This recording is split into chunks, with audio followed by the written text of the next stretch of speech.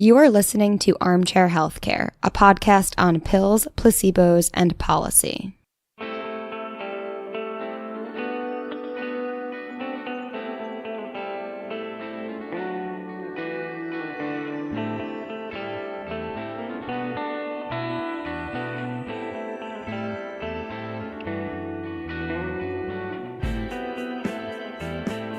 All right, welcome to Armchair Healthcare. What do we got this week, Max? Oh, well, we had quite a lot. I mean, one of those top stories for big biotech was Gilead failed in NASH. Surprisingly, I've never actually seen this before. In my career, their p-value in their low-dose arm, which was the 6 milligram arm, the p-value was 1.00. I've never, ever seen that. Like, I've seen 0.986. I've seen, maybe a little bit over 1, but not exactly 1. I mean, that's just sort of like, so what was the point, man? I mean, you would think that they would, first off, what that means statistically is that they proved the null hypothesis. I mean, frequently, we're always talking about you can or cannot reject the null hypothesis. No one's ever talking about, like, yes, you actually proved that the drug absolutely does nothing, right? So they've completely gone around the horn, the statistical horn, all the way to the other side, and proved that their drug is utterly worthless. And at least at that dose. I will say at the higher dose, there was a p-value of 0.56 or something like that. Oh, yeah. Great. Well, they were so just like an order of magnitude or slightly more than an order of magnitude away from actually getting anything that would be successful. Yeah. So basically this means if you look at the two populations, they overlapped perfectly. Yes. So, and this is all for NASH, which is, when you hear about like the numbers for NASH, for vast majority of people have no symptoms except maybe for the pain associated with the liver biopsy to see if they have NASH. Mm-hmm. So my favorite statistic on NASH is that the main effect on mortality with NASH is that it increases the rate of liver cancer from the 5th most common form of cancer in these individuals to the 3rd most common form of cancer in these individuals. Wow. Yeah. So maybe does it reduce the incidence of cancer in the other cancers? Maybe it prevents lung cancer. Yeah, you never know. You never know. And the thing is, everyone likes to talk about is like, I've said before, NASH is like imaginary. Okay, first off, NASH isn't imaginary. It's like a thing as much as anything else in medicine is a thing. You can get any sort of cluster of symptoms and like draw a little box around it and give it a name.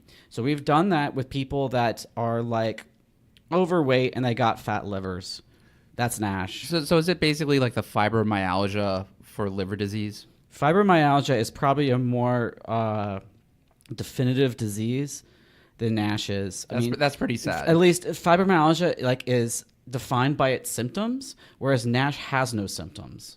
Yeah, that's a little bit of a problem. And but if you look at people's estimates, they think, oh well, half of America is overweight, and some fraction of those folks have 50% of those people have NASH, so that's 25% of all Americans. And you see their eyes bug out with dollar signs on them, and go. And then they're like, I have to make a drug for this. But I think NASH is the Alzheimer's of the 2020s. Oh, wow. I think this is just the first example of like every major drug company dumping just billions and billions and billions of dollars and losing it. Because like nothing has worked so far for actually the things that might cause symptoms. So like fibrosis, nothing really works that well for that. No. Gilead has really become a shit show. They used to be such a high quality company. I mean, just like in the infectious disease space, in HCV, HIV, they've been wonderful. Although, to be honest, both of those came from acquisitions. It was our acquisition of Triangle that got them HIV, and then Pharmasset got them HCV. So really, I don't know. Maybe they're not that great at like actually developing their own stuff. Well, they're great at making money, which is which is something in and of itself. Well, They bought stuff that ended up making a lot of money. So yes, they did. But that is a skill. But if you actually look at their balance sheet, it kind of sucks considering how much money they've made. Like, you look at it, they're barely positive net cash because they've spent like a crap load of billions. I think they might have spent like 20 something billion on stock buybacks, but their average price is like 90 and the stock's at 67. So they've wasted like billions of dollars on stock buybacks. I mean, it literally just went down the drain. So, and they have a lot of debt. They have like, it was like 28 billion dollars in debt. They issued that debt basically to do the buybacks. Yeah. So they made a lot of money, but you look at it and it's like, I would think you'd be like stronger financially than this. And then of course they pissed away $12 billion by buying Kite. I mean, not to say Kite is worthless because, it does, they are getting sales from Kite's CAR-T product. And so I think it's annualizing around $320 million a year, but it's not worth $12 billion. It's probably worth a fraction of that. And I think everyone understands that. But yet, Gilead has not learned their lesson yet. So, the CEO of Kite, right after Gilead bought Kite, started a competing company called Allogene. And it's just been recently announced that Gilead has a 6.2% stake in Allogene. So they've already made Ari Belgren really, really, really, really, really, really rich, obviously overpaying for his asset, and now look like they're interested in overpaying for his next asset, which is in competition with their first asset. It's like, what? Just, I don't know. I feel like they're like a battered wife who just keeps coming back for another beating. No, it's not even a beat. They're just in love. You know what I mean? That's just what happens when two companies fall in love, or a company falls in love with a CEO or whatever. They somebody there really likes him and his ideas, obviously, because they paid him so much money. So it's not like this is going to change overnight. It's not like everyone else is going to say, you know what, I really don't think those two are right for each other. They're still in love. They love each other. They want to make money together, make sweet, sweet money together. And they're not going to change anytime soon.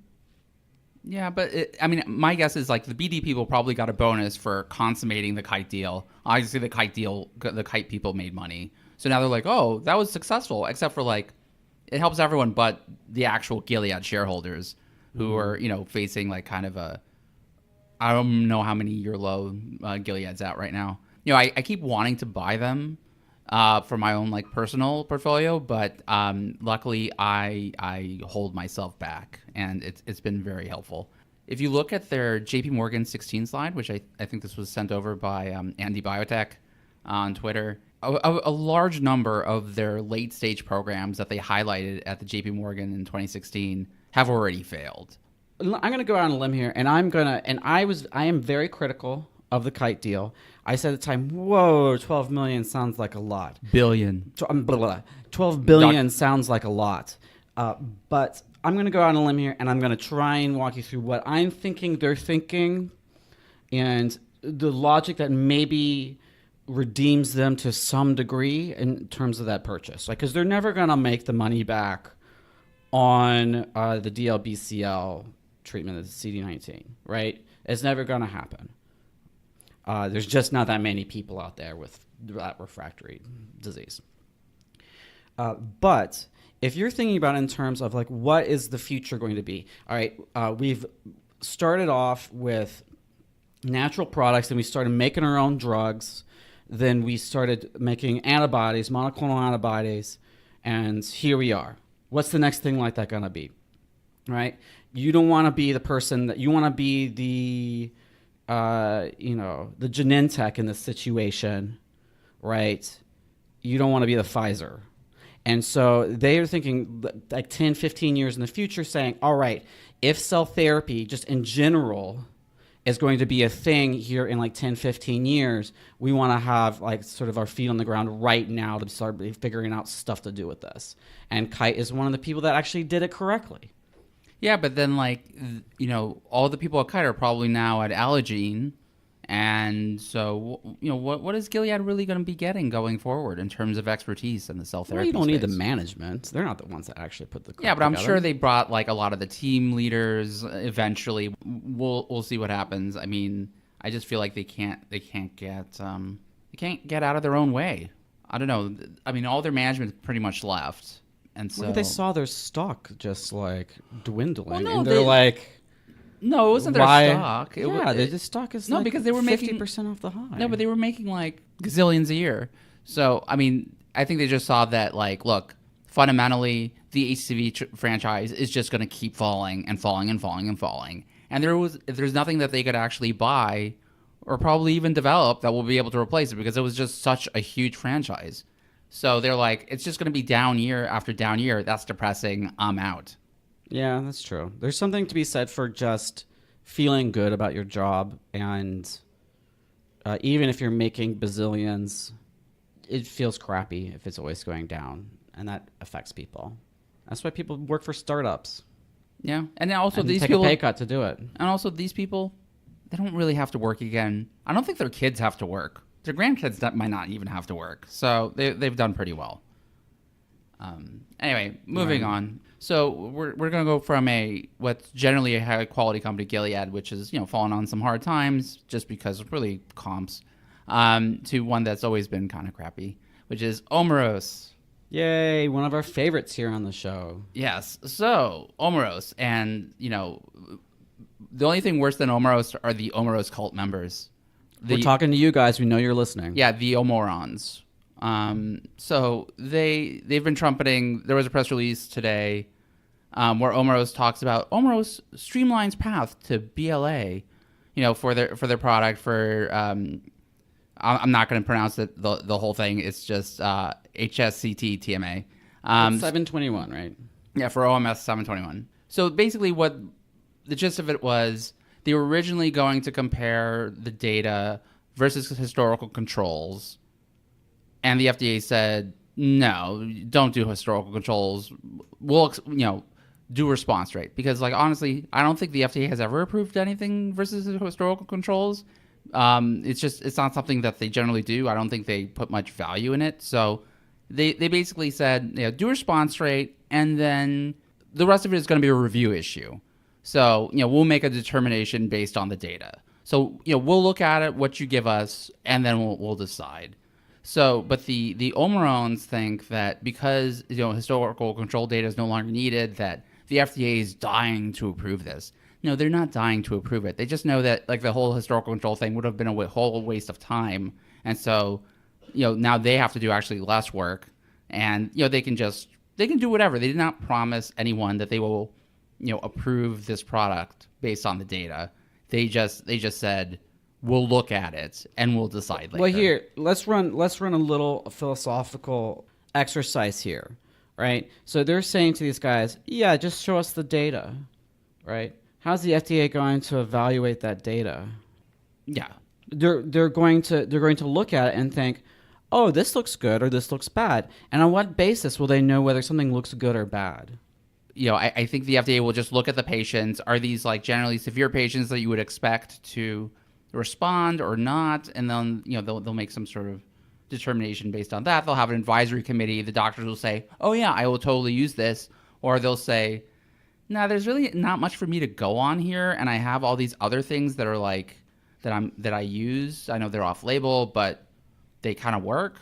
So I wouldn't read too much into this, but And I love when these companies always, the FDA meets with them and they're like, yeah, we'll look at your stuff. Which is literally all the FDA does. You pay the PDUFA, they'll look at your stuff. Right? They might say, no, that's garbage. They might say, no, you can't actually file with that data. But they'll look at it. And you see these cultists react to that, being like, oh, the FDA is willing to look at their stuff. As if that's the barrier. The barrier is the $1.5 million you got to pay the FDA to actually do it. Yeah, it's always a review issue. I mean, that's just what the FDA does. And also, none of these companies are ever required to disclose the actual minutes of the meeting, the real ones. So you have no idea. Oh, I mean, so many companies have said positive FDA meeting, and then you find out at like a future panel that the FDA told them that we told you not to use this endpoint. Oh yeah. That's happened a few times recently. We've talked about it on the show.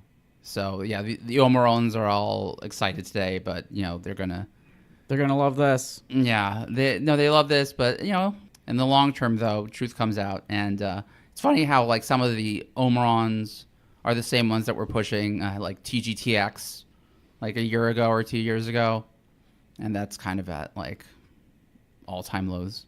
I don't understand. I don't understand why some of these companies get this sort of support and other ones don't. I don't know. I think they know how to package things. I mean, a lot of it is just. But I mean, I don't know. Omros definitely doesn't know how to package things. They really have like a horrible website. It's like their website has literally not changed in any way, shape, or form in like 6-7 years. Yeah, and then their press releases are always like super dense. So, but anyway, somehow people like them. I mean, they do have a product on the market, so they have revenue. So I think people like that. But if you look at who's invested in it, it's not really your usual healthcare specialists who like quality companies. I think their top holder is like a non-healthcare specialist family office in San Francisco, who for some reason love this company. Maybe it's all them and their cousins, all the OMERons. The OMERons? OMERons all come from the same family. Yeah, maybe. You guys are willing. You guys can weigh in on Twitter. Just like tweet at us, man. Just tweet at us with all, like, tell us who you are. You want them to add us? Sure. Well, yeah, there was a guy who has a Twitter handle, Hawk Jedi, because he's like a Hawk Jedi. That's I think that's pretty cool. So he responded like, "Oh, guess you're short." When I mentioned something about this on Twitter, it's like, "Well, I guess you're long." I mean, first of all, I'm not short. I don't short stocks. Just because I'm bearish doesn't mean I have a position. And anyway, it's like, are shorts more biased about their shorts than longs are biased about their longs? I mean, come on. That doesn't make any sense whatsoever. Anyway, it's just funny. It's like people like these cult members are freaking insane. Speaking of insane, there is a Harvard, I think he's a Harvard geneticist who believes that he's developed a fountain of youth pill. Oh, I saw this. Yes.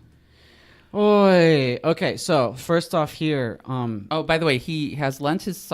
This is a line from the actual article. I'm not making this up. He has lent his scientific prowess to commercializing possible life extension products, such as molecules known as NAD boosters. Yes, that was exactly what I was going to say. You need some branding. You need to take some of this money that you're spending on this company to save everyone's life and do some marketing. NAD boosters is not a great name. Yes, not a great name. And of course, yes, I know it's NAD. It's NAD boosters. Yes, that's the technical term is NAD. But it's NAD boosters and nicotinamide adenine dinucleotide, NAD. Yes, I know. Okay, so let me dive into the science here because this one pisses me off. First off, NAD boosters, bad name. Second off, this is all to promote this guy's freaking vitamin company, right? He's trying to promote this as like a supplement, right? And I've come across these guys before, right? It's called like Elysium or something like that. Yes, exactly. It's named after the Bitcoin competitor. Oh yeah. I didn't put that together. It's all linked together. I think it predates the Bitcoin competitor, but good choice, guys. These guys basically just send you extremely expensive vitamins, like to your house, like once a month or whatever. And I'm sure all the tech gurus that are drinking raw water on San Francisco love the stuff and eating Soylent.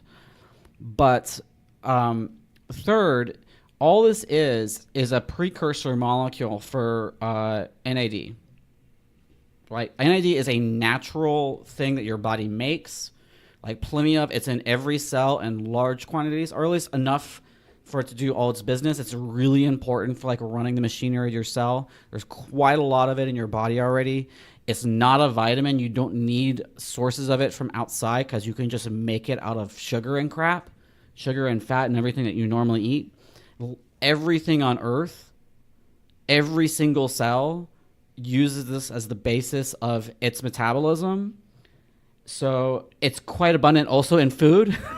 It's so the idea that you need to take like a pill's worth of some of this stuff that is like you're really just freaking chocked full of already, and literally everything you ever eat is just chocked full of this stuff, is the stupidest idea I've ever heard. I took one look at this and I was like, oh, okay, NAD booster. I can think of a way this might make some sort of twisted logic sense. Like maybe we can increase the expression of the genes that make some of the small molecules in your cell. No, we're just eating some of it. So in other words, we already have lots of NADs. We don't need any more NADs. Yes. I will say, shout out to my high school soccer team. It's the Jordan Falcons, but their nickname is the Nads. Because then everyone screams, "Go Nats, go Nats, go Nats" at the games. Okay. That must have been fun. Okay, next on the docket. So there's a San Diego company that works on the headline says a brain buzzing device that causes weight loss. Ooh, okay. This one is new to me. I haven't seen this article, so this is going to be fun. Yeah, no. So it's like Yeah. So what it does is this company Neurovalens makes a headset, more like headphones, that stimulates a region of the brain tied to appetite. How does it stimulate it? With a little light bulb? No, it doesn't shine a light. I think it probably does some sort of like. It says it buzzes your brain. Does it vibrate your brain? It probably does, like, those like things where you put them on your stomach and it's supposed to give you like really great abs. It probably works like that. Well, that actually makes sense.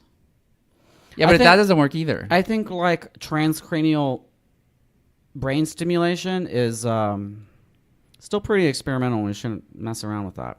And they're talking about like 5% weight loss, that they had like in some trial. Now, you just have to understand, when people go into one of these trials, they tend to lose weight anyway. And you generally lose like maybe around 3%. Like that's kind of normal.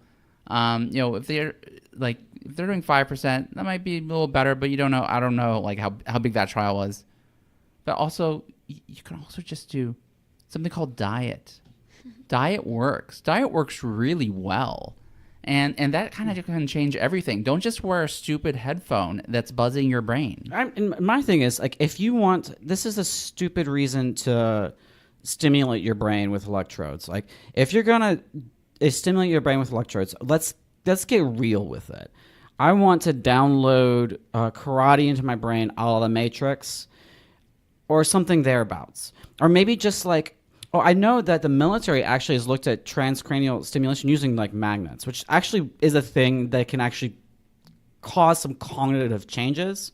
You put a big ass magnet on your head and they turn it on, it goes rank, and it sends a little bit of a signal somehow into a particular part of your brain. They've done this and they've done experiments like to try and increase focus for snipers and stuff, so they can like just maintain focus perfectly for like a super long amount of time. But it's got all sorts of side effects, and people feel like all crappy once they turn it back off. And it's kind of like, what? Yeah, that sounds really horrible. Because your brain adjusts, and yeah, this is why drugs are bad. If you're gonna put electrodes on your brain or in your brain, just go all the way. I want to make sure my reflexes are super duper strong. I want to RoboCop my ass. Right? I will volunteer. Scientists, RoboCop my ass. Come get me. I'll go all the way. By the way, so they do mention how it works, sort of. Well, first of all, they do admit they don't really know how it works. So it says the company uses a way to hijack and manipulate satiety signals from the gut using a neurostimulation device. The vagus nerves. Yeah, it's a vagus nerve stimulation. Yeah, so it's been around forever. So they can non-invasively manipulate the vagus nerve fiber passages in the neck. But they don't fully understand how it works. Of course they don't. So, we don't really know how it works, but we think it's helping people lose weight. And also, the one thing about the obesity market that people just don't understand, 80% of the market is speed, phentermine. People like taking speed. People like taking speed to lose weight. Because it has like other qualities that makes them feel good during the day, gives them energy, leaves them to work harder and also have a cleaner house. So it's really hard to have anything that will work better than speed. But Max, I thought. or be more popular than speed. But Max, I thought the label limited you to only a certain number of weeks per year that you can take phentermine. Well, it's. I think it says like a few weeks, but it's totally not enforced at all. And I believe that some states have legislated a limit, so it will be like I think it's like a 6-month limit in certain states. Oh God. But like there's really no limit. There's doctors who really just have like these phentermine pill mills, you know, those in those weight loss clinics. They'll just give you a prescription for this stuff. They're basically drug dealers, because this is, I mean, it's speed. Makes you feel really on. Well, that's what the lady did in Requiem for a Dream, right? Well, no, that was different. That was a rainbow pill regimen. So it was like a variety of different things and that was referring to a regimen they were using, I think, in the 60s. So they had a variety of they had like the uppers in the morning, the downers at night. They had like some other stuff going on. A lot of it really bad. And then, but I'm sure there was like some version of amphetamines in there that made her not want to eat. She lost a lot of weight and then went crazy and had to have electroshock therapy. One of my favorite movies, by the way, even though it is probably one of the darkest things you could ever see on the big screen. Well, there might be something else available for women just like her very soon. The end of the rainbow. So instead of electroshock therapy, you can just take ketamine. Yay! They're probably going to approve ketamine. Ketamine Yay. For weight loss? Not for weight loss, to make you not crazy anymore. Depressed people are not crazy. Okay. They're just sad. To make you They're droopy. To make you not so sad anymore, which is the reason why you get electroshock. I'm just saying you can take the ketamine instead. Yes. I think it probably works the same way. It's sort of just like a shock to like if you electrocute yourself with electroshock, you kind of just forget why you were sad. And I have a feeling that the complete dissociative properties of ketamine might be doing something similar. Like you just your brain just stops for as long as you're on it, and so this is why it's a tranquilizer. And when it comes back, you're like, oh, what a good reset. It's like when your internet stops working and then you turn it off and then you turn it back on, like that for your brain. Well, from the people that I've spoken to about this, the antidepressive properties aren't actually associated with the dissociative properties. Fine, yes, I know that esketamine is less dissociative or whatever, but I mean, they all sort of make your neurotransmission kind of go down. Yeah, well, because maybe you're just stuck in a bad brain loop. Yeah, but well, I mean, look, it does seem to work for long periods of time. I mean, the downside is it's not really a practical drug. You have to be in the doctor's office for it. It's intranasal. No one likes things squirted up their nose. Nobody. And then honestly, I mean, you'd have to go to like a clinic where they have staff watching you to make sure like you're okay, because you're going through this dissociative phase. So it's a little bit impractical. It's going to be for people who are kind of like really serious, but it's good that they'll have another option rather than kind of the slew of other bad options that they have right now. So no, I'm happy with esketamine, possibly getting approval. I mean, the panel is definitely positive. I definitely from people I've talked to, it has a lot less abuse potential than actual ketamine, because it's like, I think one guy just said, like, I don't know, like a junkie would have to be really desperate to want to steal this stuff. Well, I'm just gonna go on a limb here and say a lot of junkies pretty desperate. I have to agree. No, but it probably wouldn't do much for them anyway. I mean, if they're junkies and they like need a certain level, there's of junkies high, taking they're trying to crack down on junkies taking Imodium to get high. They're taking the anti-constipation drug to get high. How do you do that? What's in it? It's an opiate. Isn't that wild? Oh, I didn't know. Okay. It's an opiate that doesn't go into your circulatory system from your gut, so it just gives you the opiate-induced constipation. Well, that makes sense then. Yeah, so they find a way to they take so much of it that some of it does get into their gut. Okay. And they get high. This is a thing you can do, and I guess they get really stopped up. So should we have the Afro Man song playing right now? No, we've already gotten in trouble before for advocating people getting high. Like don't get high, people. We're just talking about drugs. That's all. Did you have to do the Southern accent when you said that? We just talking about drugs. The nice soft North Carolina accent. That's right. Anyway, so moving on. Well, we were talking about actually when we were talking about the farm youth, we were talking about supplements. So one item I had no idea about this. I don't even know how this happened, but apparently Alex Jones has a supplement empire, which is kind of being cracked down upon by like the FDA right now. Yeah, that's like half a show.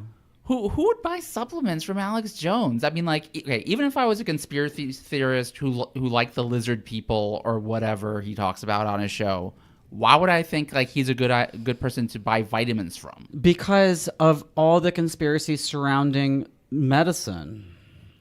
So he's like the one guy who's not making any money off of it, other than the fact that this is probably the only way he makes any money. This is actually a good thing to bring up two people that you know that are believers in some of these big pharma conspiracies and stuff like that.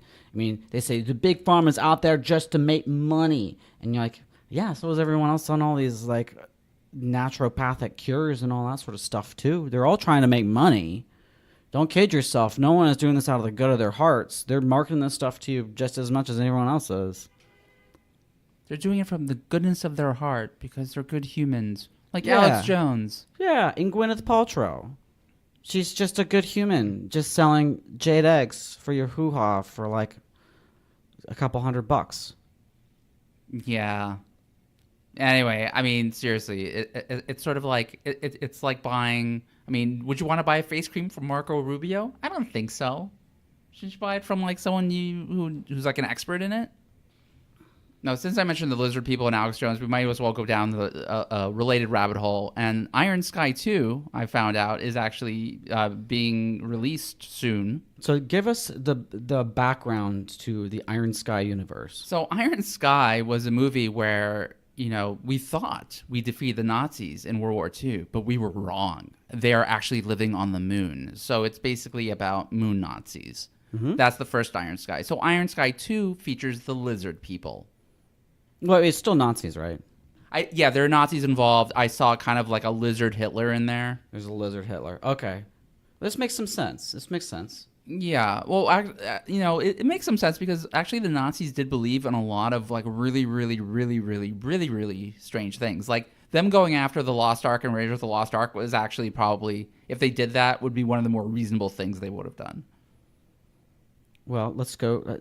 Can we do a survey of some of the crazy things that Nazis believed?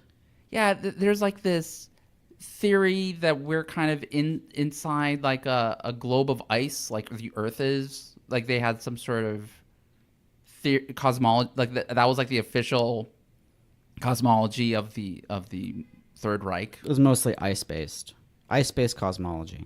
And wasn't there something about a sunken continent where the Nordic race came from? Like an Atlantis, but mostly about white people? Yeah, I think weren't there like two subcontinents or something? Well, there's one like lost one that is in Antarctica where the Nordic people, the strong Viking Aryan race came from. And there is another related, well, sort of semi-related post-Nazi theory that some of the SS survived in Antarctica because they sent an Antarctic expedition, the Nazis did, and that they have a secret SS base that survived. Oh, so it's like Iron Sky, just in Antarctica. Yeah, they people, when they came up with this, weren't thinking big. We hadn't landed on the moon yet, at least as far as we know. Well, some people think we never landed on the moon. That's also true. I mean, that's not true, but it's true that people think that. Remember that, just staying on movies, remember that really horrible M. Night Shyamalan movie, The Happening? Yes, the one where the trees are out to get you. I remember, like, people trying to sort of off themselves a la Bird Box, but, like, way earlier. Like, Bird Box actually took the idea and made it marginally better. Was it marginally better? Was it really? Then The Happening, yes. I mean, this could be like, okay, so The Happening is like one of the worst movies ever made. It's just a horrible, atrocious piece of garbage. I mean, it's got Marky Mark in it, who works in certain circumstances, but not this one, right? And he's got the I love when they finally figure out the trees are trying to kill us. The trees are making us all want to commit suicide. The great idea is to leave their house, go outside, right? Already not a good idea. Go get in the car and drive out of the city because there's trees in Boston. So let's get out of Boston and go to Western Massachusetts where it's all trees. Yeah, I mean, there's this thing. There's no logic here. They just sort of like, oh, we got to run from the trees. Okay, what was the logic of Bird Box? So, like, if you looked at it, it could kill you. Well, like, how does it work? Box Like, was fun, man. Well, like, your photons are like affecting it and making them angry. Like, I mean, they basically ripped off A Quiet Place and made it like ludicrous. No, it's not like A Quiet Place either. It's different. It's not better than The Quiet Place, but I enjoyed it. I enjoyed Bird Box. I thought it was fun. And the thing is, with spooky stuff, you don't have to explain everything. You know, that makes it not fun. If you're like all the time being like, oh, the ghost is made out of a certain type of particle that's suspended by its soul being stuck between two, like, yeah, no. That's not necessary. You mean it's made out of midichlorians? See, there you go. That's a great example. When you try to over-explain mystical stuff, like, nobody's looking for that explanation. They just like the idea that magic exists. Okay, I wouldn't call Bird Box scary, like, at all. It really wasn't. I mean, you know, how scary are any of these movies? I mean, like, it was just kind of a fun watch. You're like, ooh, this is kind of spooky. Babadook was kind of scary. Babadook is scary. All right, so that one, yes, you're right. Did you finally watch Babadook? No, I watched it a long time ago. Yeah, I thought I told you to watch it. I was like, oh, geez, don't watch that crap when you're alone. My wife goes out of town, and I'm like, oh, I have nothing to do tonight. I'll just watch Babadook by myself here at home. In the dark. Bad idea. That one's scary. Yeah, so there are actual scary movies, and Bird Box is not one of them. I don't know. There's like different genres. I mean, like, it's there's like scary video movies, and then there's quote unquote scary movies that are like fun and like, ooh, kind of spooky, you know? Yeah. Well, and then there's like the real ones that are a lot of fun and just trying to keep the pretense of being a scary movie, like Cabin in the Woods. Which unfortunately I still have not seen. You need to see The Cabin in the Woods. You'll love it. You know, like the house on, what was it? Haunted House on Haunted Hill House, whatever that movie was. There was like a series on Netflix that was kind of spooky. Yeah. Based on like The Haunting. And that was scary. That was legit. That was like really well done. Scary, spooky kind of thing. Bird Box was like, I don't know, an excuse to put Sandra Bullock on Netflix. Oh my gosh. I just couldn't stop thinking about, like, I feel bad Sandra Bullock. I feel like she's had a lot of work done. It just like, what? No. She, like, you'll notice, let's watch Bird Box for a couple minutes, everyone, and you'll see that she has these this hair that goes down the side of her face, and it's like it's glued there. It never leaves that little area, like down the side of her face. It's because that's where they like pinned back the skin. And she, as always, now has hair covering like the flanks of her face. I thought it was just to make her look younger. Maybe I think like she's had like that's where the clips go for her facelift. Oh, okay. Well, I mean I noticed she looked really old at the very beginning when they did like a really close up of it. Or I'm like, oh my god, I mean everybody ages. I've aged, that's for sure. But I was like, whoa. I'm sure she would look great otherwise. This is age gracefully, everyone. But no, I don't think anybody has. I mean, nobody has had more work done than probably like either Michelle Pfeiffer, Nicole Kidman. I think those are probably the Olympic medalists for getting work done in Hollywood. Maybe. I would think so. They go for like an embalming fluid dip like once a month. Oh my god! Can you think about what these celebrities probably actually do? They they freeze their head for like 30 minutes a day or something. Well, that's Zeltique, right? No, I think it's like a cryosculpting. Facial. Yeah, they do facials. Right? They do it for bodies. Cryosculpting. That sounds horrible. Like freezing yourself to do anything sounds so unpleasant. You know what you could also do? Like you could just punch the fat cells. I mean, that's all it is, right? It's just like, let's cause massive tissue damage to kill the fat. I'm going to come up with a fat punch. Well, I mean, that probably... It's just you punch your fat until like it just goes away. Well, that's about as high-tech as liposuction, right? Like you're just vacuuming it up. Let's just vacuum it up. Well, yeah, but that it's really non-invasive. works. Well, no, it doesn't work for long. I mean, it's like a temporary solution. Right, until you gain the fat back. But like, if you just want to get fatter fast, like I said, also fatter fast. It's called lipoplacement. That sounds horrible. That's they take it out of your belly roll and they just sort of have a loop that goes around to your bottom. They do that. Wait, what? This is a thing. Yeah, you can it's a fat transfer. You got a big booty. So you just take it from one spot and put it in the other spot. Exactly. Instead of putting something in like silicone, use people natural fat. People have too much money. I mean, come on. What do we need this for? So moving on, this is again not healthcare, but like so Amazon is not going to. But you be see moving how to we New York loop City. back to healthcare. We were talking about Yes. Bird Box, and then we started talking about Liposuction. fat punching and liposuction, and then Max learned something. Yeah, I learned that people are even dumber than I thought they were before. So anyway, Amazon's not moving to New York. I don't know why they were really going to do it anyway. Like, how many headquarters do you really need, and like what exactly is the point? I mean, it just sounds like a McKinsey PowerPoint presentation gone awry. Like, oh, it would be really helpful for you to have another headquarters in other So they could have a couple senators in their pockets, or a few more. Yeah, but I mean, contributions aren't really geographically limited. Like, you can buy a senator anywhere. It doesn't have to be. They're yours. trying to do the quote unquote honest way of buying a senator by just saying, "Well, we brought all these jobs to you," that sort of thing. Yeah, well, I mean, all these jobs. Well, New York definitely needs that help. I mean, Andrew Cuomo freaked out recently about the one budget thing that we don't have in Midtown Manhattan. It's jobs. Well, what?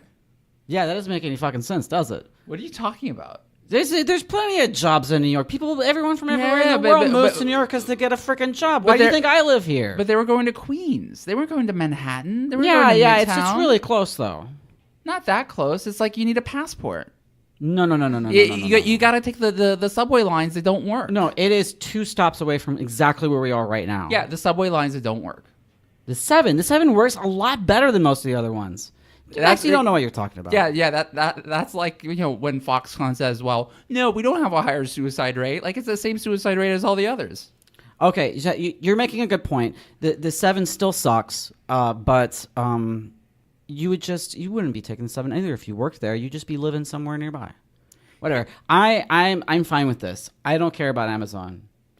I don't care about Amazon. Yeah, it doesn't affect my life either. And I also live in Queens, so like I'm really glad they're not like screwing me on my rent. Well, but why don't you think about the poor realtors? They were really hoping for this Amazon HQ. Poor New York real estate people. So, just going, I think finishing up with actual some finance stuff. So there have been a lot of people now talking about they want to fix buybacks. I want to know what your take on this is, Max. I've been thinking about this because I wanted to bring this up earlier when we were talking about Gilead and the tremendous amount of money that they freaking squandered on buybacks as their stock continued to go down instead of giving that money back to their investors in a dividend. Yeah, so I do not like buybacks. I think, and especially when I think in certain cases they're useful. Like when you're obviously trading below book value, a buyback makes sense. That makes financial sense. And especially if you're not raising debt to fund the buyback, because then I'm like, what the heck are you doing? Like, you have to pay interest on that debt. You have to pay that back. It's not like you have extra cash lying around and you're using it. It's like you're getting more cash just to buy back stock. So you're really just doing it's like financial engineering. So you're manipulating EPS growth. It's I mean, there's something to be said for recapping your company if to change your cost of capital.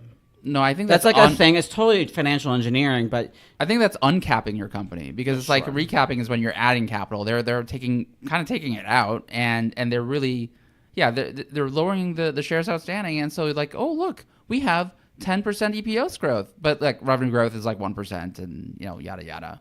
But like, so now people on both the left and the right are going after buybacks because I guess they can. I think it was like Elizabeth Warren or Bernie Sanders, and then on the right it was Marco Rubio, who... Thanks for adding so much credibility to it, Marco Rubio. Well, Marco Rubio, I think the other guys wanted to like ban it. He wants to tax stock buybacks as dividends in order to get corporations not to do it. So one reason that this is completely idiotic is that... Well, that doesn't make any sense. It doesn't make any sense because it's taxed on the individual level, not on the corporate level. So the corporation doesn't care how it's taxed. It's not going to affect their behavior. This just proves once again that Marco Rubio is not as smart as he was made out to be. He's just such a disappointment. Oh my God. But anyway, I would prefer dividends. Dividends, of course, have the negative impact of them being taxed as ordinary income. So it's generally taxed at a higher rate.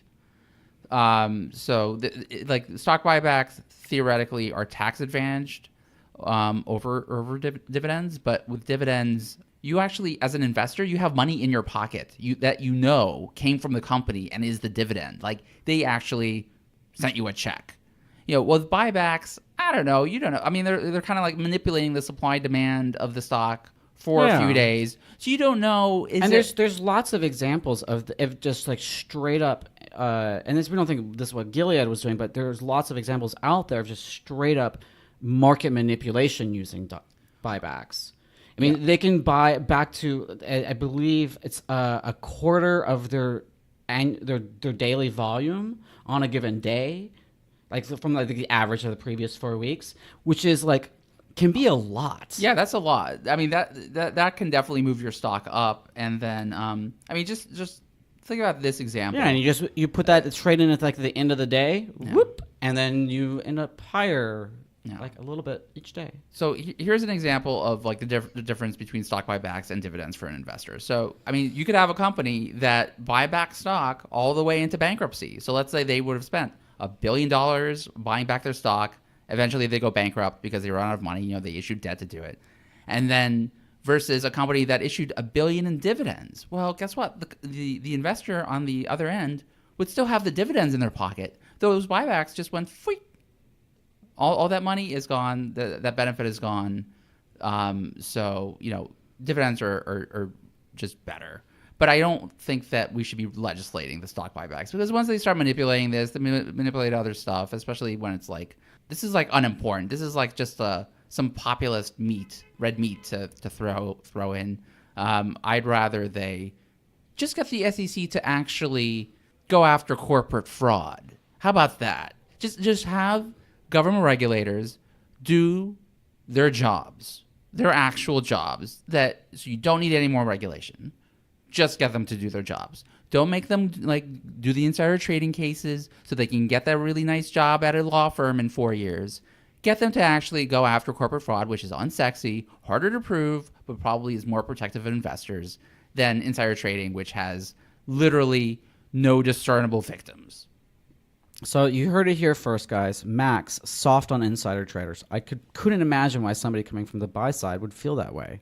You came from the buy side too, if you remember. And I'm not soft on insider trading. I just think that in that book, Chicken Shit Club by Jesse Eisinger from the Wall Street Journal, I mean, he talks about this kind of at length about how the SEC is really just going after it because it's so easy. Like, it's easy to prove insider trading. Like, you'll have the evidence of the trade. They'll usually say something stupid on IM or on a wire, and then you're done.